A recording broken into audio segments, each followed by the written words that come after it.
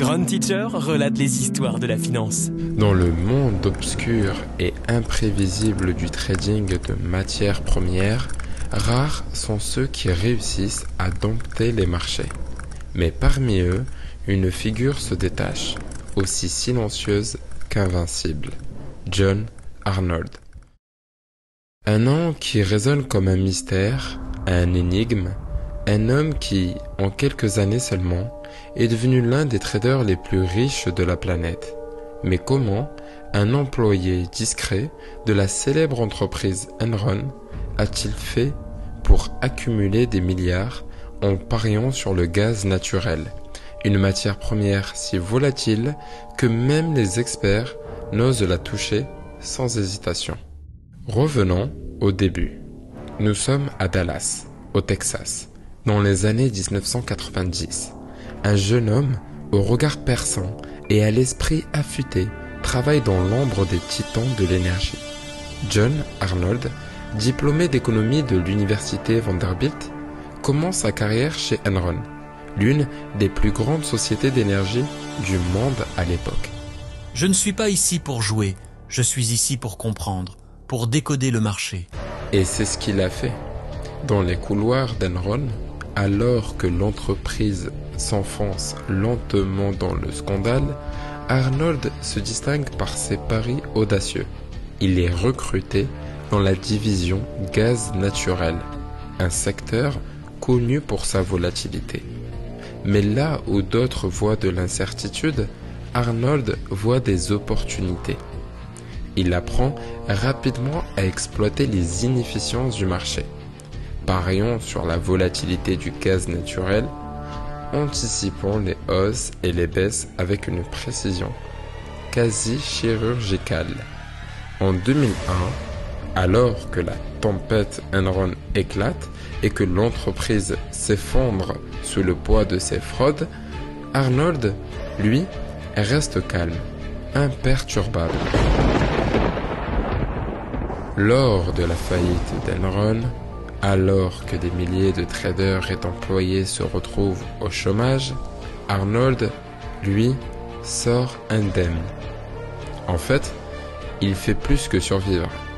Il réussit à se faire 750 millions de dollars lors de l'une des années les plus chaotiques de l'histoire de l'entreprise.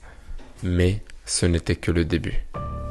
Avec cet argent en poche, il lance son propre fonds de hedge fund, Centaurus Advisors, en 2002, dans un marché où les requins les plus aguerris se battent pour la survie. Arnold se démarque encore. Centaurus devient rapidement l'un des fonds les plus rentables dans le domaine des matières premières, et plus particulièrement du gaz naturel. Le marché est une créature vivante. Il respire, il s'adapte, il se rebelle. Mais si vous savez écouter, vraiment écouter, vous pouvez le maîtriser. Arnold n'était pas juste un trader parmi tant d'autres. Ses stratégies étaient visionnaires, complexes et pourtant d'une simplicité déconcertante. Il observait, anticipait, et lorsque les autres étaient paralysés par la peur de perdre, il se lançait la tête baissée. En 2006, alors que le marché du gaz naturel devenait de plus en plus instable, il a misé gros, très gros. Les prix montaient, descendaient, créant un tourbillon d'incertitude. Mais Arnold, il avait déjà anticipé chaque mouvement, chaque retournement de situation. Alors que certains traders perdaient des millions, il gagnait des milliards. C'était presque surnaturel. Mais comme pour tout, même les plus grands doivent savoir quand s'arrêter.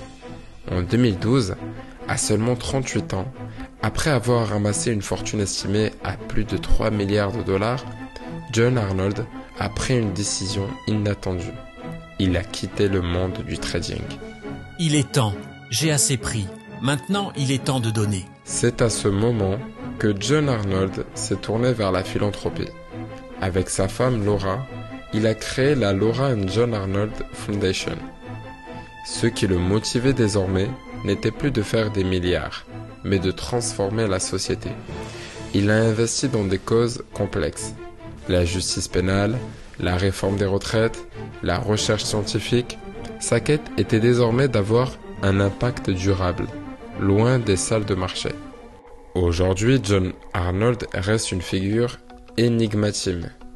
Il a quitté les feux de la rampe, mais son héritage dans le monde du trading est indélébile.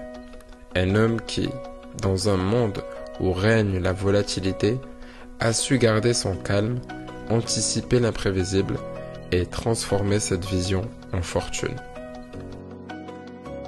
Il nous rappelle que même dans les environnements les plus instables, avec une intelligence, une stratégie et une volonté de faire, on peut défier le chaos.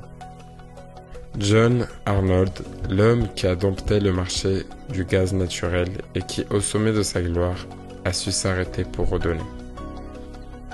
C'était Grand Teacher Relate. Merci de nous avoir suivis pour cette histoire fascinante. Rejoignez-nous dès demain pour une nouvelle plongée dans les récits captivants du monde de la finance.